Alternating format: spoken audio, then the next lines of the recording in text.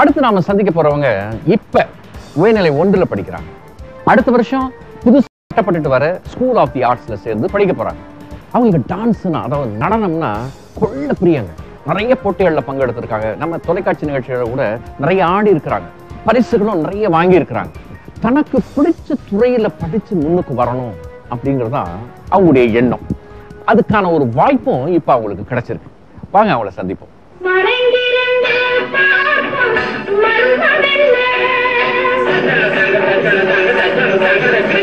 ஐஸ்வர்யா, இவங்களை நீங்க நிறைய தொலைக்காட்சி சிறுவர் நிகழ்ச்சிகள்ல பார்த்திருக்கலாம்.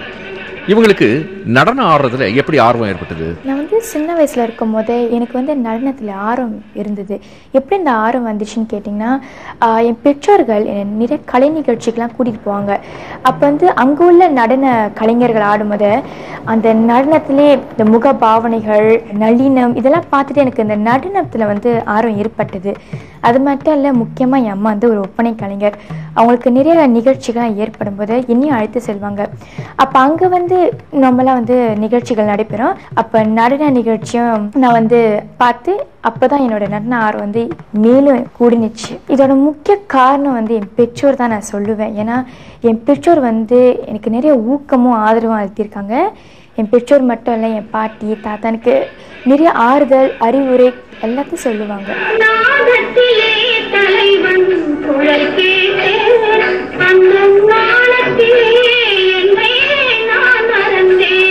முத என் நடனத்தை சந்திரன் மாஸ்டர் கிட்ட தான் கற்றுக்கிட்டேன். அவர் தான் எனக்கு பேசிக் நடனத்தை சொல்லி கொடுத்தாங்க. அதுக்கப்புறம் நான் ஸ்ரீமதி நீலா சத்தலிங்க கிட்ட நடனத்தை கற்றுக்கிட்டேன். அவங்க கிட்ட தான் 5 வருடமாக கற்றுக்கிட்டேன்.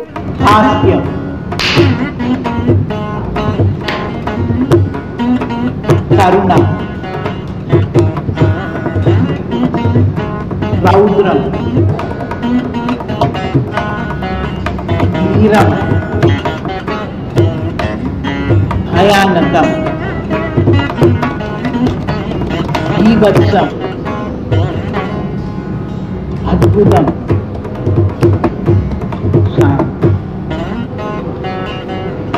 இன்று வரைக்கும் நான் 170க்கு மேலே மேடை நிகழ்ச்சிகள்லாம் செஞ்சுருக்கேன். மிகப்பெரிய நிகழ்ச்சிகள்னு சொல்ல போனால் 26th பாலி ஆர்ட்ஸ் ஃபெஸ்டிவலில் நடனம் ஆடியது. அதுக்கப்புறம் இந்த ஒரு கான்ஃபரன்ஸ் நடந்துச்சு என் பள்ளிக்கூடத்தில், ஒரு கான்ஃபரன்ஸ். அது 4 ஊருக்கு என் நடனத்தை லைஃபாக கான்ஃபரன்ஸ் பண்ணாங்க. அந்த 4 ஊர் Canada, Japan, South Korea, Malaysia. அது மட்டும் இல்லை, selected is one of the Singapore little angels. இந்த குட்டி ஏஞ்சல்ஸில் selected is one of the. இதான் மிகப்பெரிய நிகழ்ச்சிகள்னு சொல்லலாம்.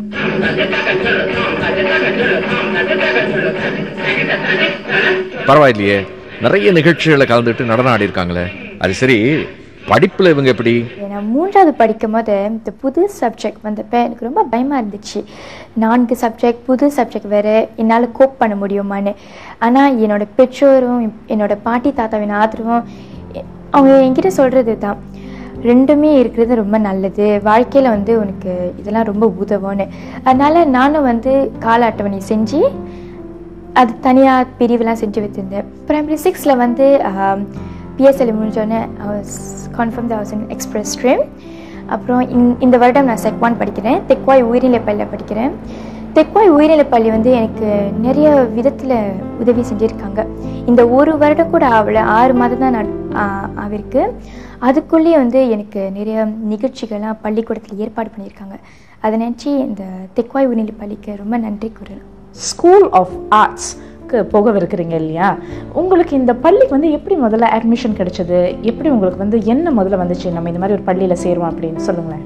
2004 நான் செய்தித்தாள் படித்தப்போ இந்த ஆர்ட் ஸ்கூல் வரதா கேள்விப்பட்டேன்.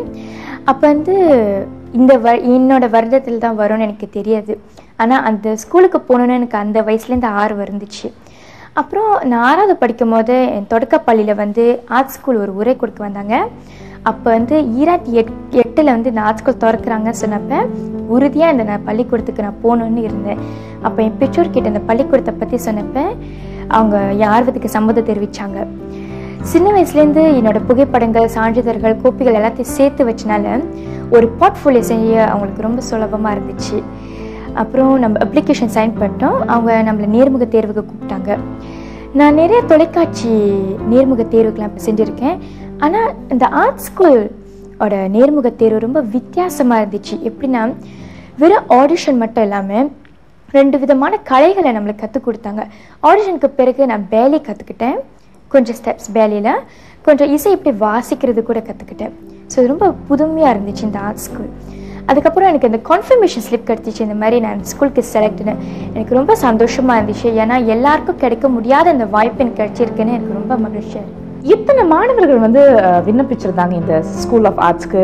அப்புறம் உங்களுக்கு எப்படி அது தகுதி கிடைச்சது? சுலபமாக இருந்துச்சா? கொஞ்சம் கஷ்டமாச்சு. ஏன்னா நான் நினச்சேன் எனக்கு கிடைக்காதுன்னு. ஏன்னா எவ்வளோ மாணவர்கள் சிங்கப்பூர்லேயும் வெளியூரில் உள்ள மாணவர்களை கூட செஞ்சுருக்காங்க. ஸோ எனக்கு அந்த வாய்ப்பு கிடைக்கும்னு நினச்சி பார்க்கல. ஆனால் கிடைச்சோன்னு எனக்கு ரொம்ப சந்தோஷமாக இருந்துச்சு. நீங்கள் நினைக்கிறீங்களா இது வந்து உங்களுக்கு ஒரு மிகப்பெரிய சேலஞ்ச் அப்படின்னு? இல்லை வந்து நாம் ஏன் இந்த ஸ்கூலுக்கு போகணும் அப்படின்னு நாங்கள் தயங்கினீங்கன்னா? இல்லை, இது ஒரு சவாலாக நான் ஏற்றுக்கிறேன். இந்த ஸ்கூலுக்கு நான் போய் நிறைய கற்றுக்கிட்டு என்னோட லட்சியத்தை நான் இந்த ஆர்ட் ஸ்கூல் மூலமாக நிறைவேற்றலாம். பின்ன அந்த ஸ்கூலில் எனக்கு கிடைக்கிற பயன் வந்து என்னோடய ஆர்ட்ஸை பற்றி மேலும் வளர்த்து கொள்வேன். ஸோ எனக்கு ரொம்ப சுலபமாக இருக்கும். இந்த ஐபி செட் ஒன்று கிடைக்கும். ஸோ அந்த ஐபி செட்டை வச்சு என்னால் என் லட்சியத்தை நிறைவேற்ற முடியும். நீங்கள் வந்து ஸ்கூல் ஆஃப் ஆர்ட்ஸ்க்கு போகவிருக்கும் மாணவி, சொல்லுங்களேன் வந்து இந்த கரிக்குலம் வந்து எப்படி நடக்குது? அந்த ஆர்ட் ஸ்கூல் வந்து மொதல் வருஷம் வந்து நம்மக்கிட்ட வந்து லாங்குவேஜ் A1 கற்றுக் கொடுப்பாங்க. 2வது வருஷத்தில் வந்து செகண்டரி லாங்குவேஜ், 3வது வருஷத்தில் வந்து இண்டிவிஜுவல்ஸ் அண்ட் சொசைட்டிஸ், 4வது வருஷம் எக்ஸ்பெரிமெண்டல் சயின்சஸ், 5வது வருஷம் வந்து மேத்தமெட்டிக்ஸ் அண்ட் கம்ப்யூட்டர் சயின்சஸ், அந்த 6வது வருஷம் தான் தி ஆர்ட்ஸை பற்றி கற்றுக் கொடுப்பாங்க. ஸோ இந்த ஆர்ட்ஸில் நீங்கள் கற்றுக்க போகிறது வந்து ஹிஸ்ட்ரி எழுதுவீங்க. 2000 வேர்ட்ஸ் 3000 வேர்ட்ஸ் ஹிஸ்ட்ரி எழுதுவீங்க. ஸோ அதுலேருந்து தான் நீங்கள் நடனத்தை பற்றி நிறைய கற்றுக்குவீங்க. முதல் 2 வருடம் வந்து இந்த பள்ளிக்கூட நார்மல் டைமுக்கு பிறகு 2 மணி நேரத்துக்கு வந்து மற்ற கலைகளை கற்றுக்கொள்வீங்க. ஸோ இந்த ஆர்ட் ஸ்கூலை விட்டு நீங்கள் வெளியேறும்போது உங்களுக்கு இந்த இன்டர்நேஷ்னல் பேச்சுலர் டிப்ளமா செட் கிடைக்கும். அது மட்டும் இல்லை, நீங்கள் இந்த பள்ளிக்கூடத்தை வந்து வெளியேறும்போது 4 விதமான கலைகளை கற்றுக்கொள்வீங்க. அதான் visual arts, theatre, music and dance. உங்களை பஞ்சு முட்டாய் போல பிச்சு வீச போறாண்டி, உங்களை பஞ்சு முட்டாய் போல பிச்சு வீச போறாண்டி.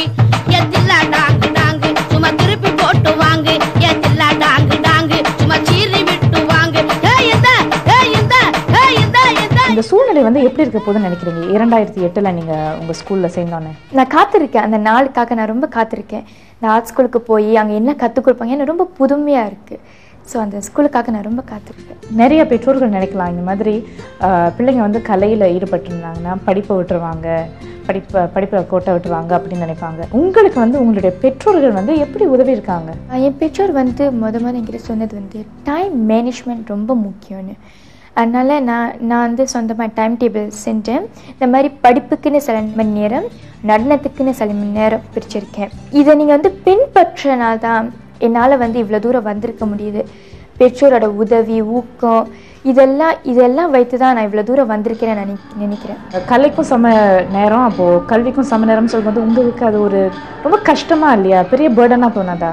இல்லை, அவ்வளோ ஒரு பேர்டனாக தோன்றலை. அது ஒரு சவாலாக ஏற்றுக்கிட்டா எதையும் சாதிக்கலான்னு என் மனசில் இன்ன வரைக்கும் அது தோன்றிக்கிட்டு இருக்கு.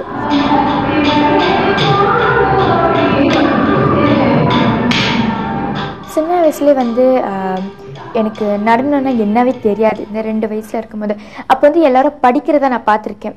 ஸோ அந்த வயசுலேருந்து நான் புத்தகம் படிக்க ஆரம்பித்தனால எனக்கு ரொம்ப சுலபமாக இருந்துச்சு. அந்த புத்தகம் அந்த சிறு வயதிலே படிக்க ஆரம்பித்தனால என்னால் எந்த ஒரு வயசு இருந்தாலும் அந்த படிப்பில் ஆர்வம் இருக்குது, படித்துக்கிட்டே இருக்கணும்னு.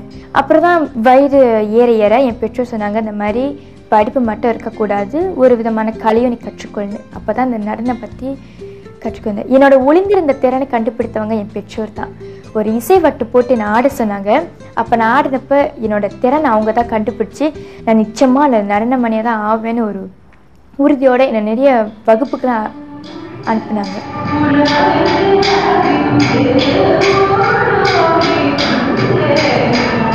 உங்களை மாதிரி நிறைய இந்த மாணவர்களுக்கு வந்து கலையில் ஆர்வம் இருக்கும், ஆனால் அதை செயல்படுத்த முடியாமல் அல்லது வந்து எப்படி வெளிப்படுத்துறதுன்னு தெரியாமல் அவங்களுக்கு இருக்காங்க. அவங்களுக்குலாம் என்ன சொல்ல விரும்புவீங்க?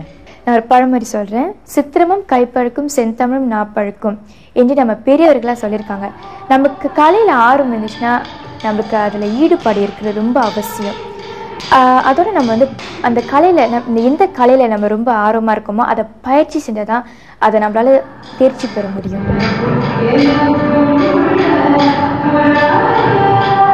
இவங்க இப்ப உயர்நிலை 1ல் படிக்கிறாங்கன்னு சொன்னா உங்களால நம்ப முடியுதா? எவ்வளவு தன்னம்பிக்கையோட நிதானமா பேசுறாங்க பாருங்க. இவங்களோட இந்த பரந்த சிந்தனைக்கு இவங்களோட பெற்றோர்கள் தான் முக்கிய காரணம். தங்களுடைய மகள் ஸ்கூல் ஆஃப் தி ஆர்ட்ஸ் போறதை பத்தி பெற்றோர்கள் என்ன நினைக்கிறாங்க தெரியுமா? அவங்க ஸ்கூல் ஆஃப் ஆர்ட்ஸ்க்கு போட சொன்னபோது எனக்கு வந்து ஒரு கான்ஃபிடென்ஸ். ஏன்னா அவங்க சின்ன வயசுலேருந்து ஆடிட்டு இருக்காங்க. எனக்கு அந்த பயம் இல்லை. அப்படி போனாலும் அதுக்கு தகுந்தாப்பில் நம்ம ட்ரெயின் எடுத்துக்கிட்டு அதுக்குள்ள ப்ரொஃபைல்லாம் நான் ப்ரிப்பேர் பண்ணேன் அவங்களுக்காக. ஸோ அவங்க இன்ட்ரெஸ்ட் இருக்கும்போது நான் ஐ டு மை பார்ட் அந்த ஃபோட்டோகள், அவங்களோட சர்டிஃபிகேட்ஸ்கள் அதுக்கெல்லாம் தயார் பண்ணி அவங்களுக்கு அந்த உற்சாகம் கொடுத்தேன். சரி போவோன்னு.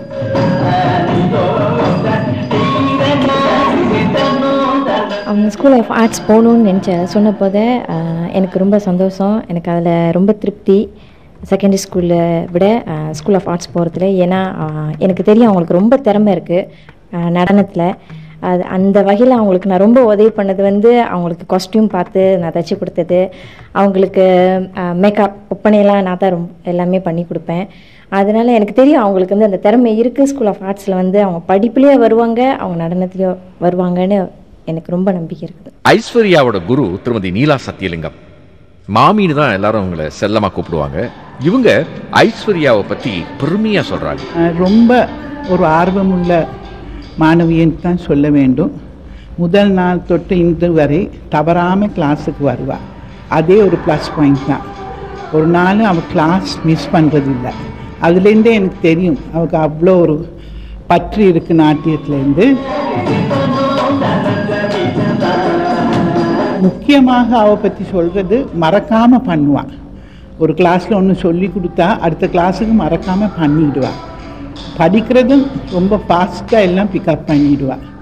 அது மறக்காமல் பண்ணுவாள். நானும் அவள் நம்பி ஸ்டேஜில் விடலாம்.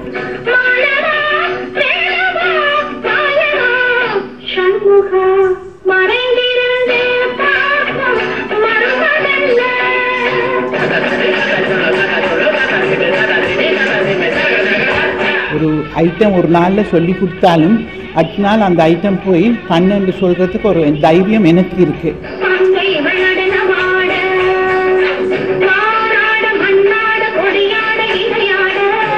பிகாஸ் அவ்வளோ ஒரு ஞாபக சக்தி இருக்கு.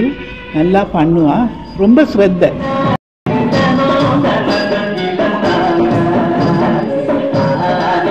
அதுதான் முக்கியமாக நாட்டியத்துக்கு வேண்டியது. மறக்காமல் இருக்கிறது ஒரு முக்கியமான ஒரு வேலை. எவ்வளவு ஆர்வம் இருந்தாலும் அந்த ஃபர்கெட்ஃபுல்னஸ் வந்தால் டான்ஸில் இந்த ஸ்டேஜில் வராது. அது முக்கியமாக அவருக்கு இருக்குது, மறக்காமல் பண்ணுற ஒரு சக்தி. அதை விட அங்கே சுத்தம் தாளம் அதெல்லாம் ரொம்ப நல்லா இருக்கும். ஆனால் கொஞ்சம் வயசு தான் வரணும் அபிநயத்துக்கு எல்லாம்.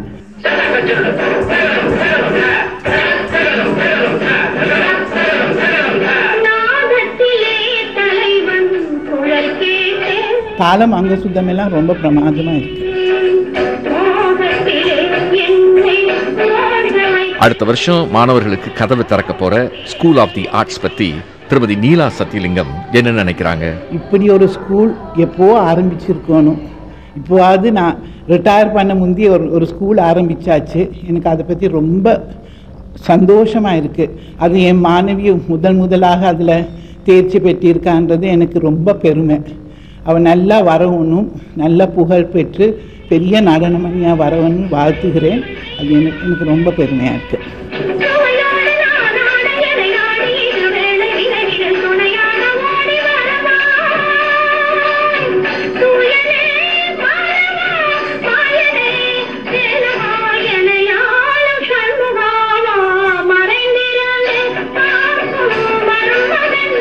என்ன பொறுத்த வரைக்கும் ஐஸ்வர்யா ஒரு ரோல் மாடலுங்க.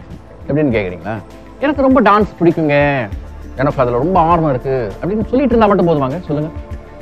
அதுல ஒரு டிப்ளமா, ஒரு டிகிரி இந்த மாதிரி எடுத்து முன்னேறினா தானே நமக்கு ஒரு அங்கீகாரம் கிடைக்கும், நமக்கு ஒரு தகுதி பலம் எல்லாம் வந்து சேரும் இல்லைங்களா?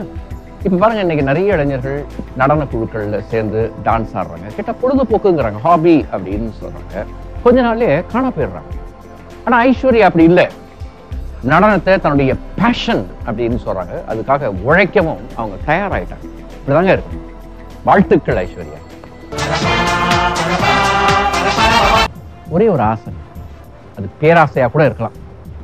என்னன்னா, இன்னும் ஒரு 10 ஆண்டுகள்ல நாம தேர்ந்தெடுக்கிற துறைகள்ல நாம எல்லாரும் நம்பர் 1 இருக்கணும் அப்படிங்கிற ஒரு இலக்கை நோக்கி நாம எல்லாரும் போகணும் அப்படிங்கிறது.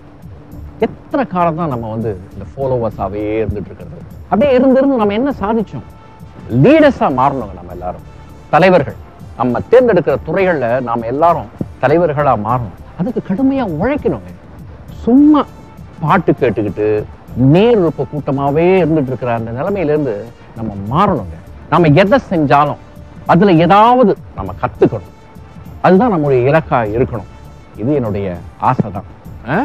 சரி, மீண்டும் உங்களை அடுத்த வாரம் சந்திக்கின்றேன். இது சிந்தாவின் தில் தில் மனதில் நிகழ்ச்சி.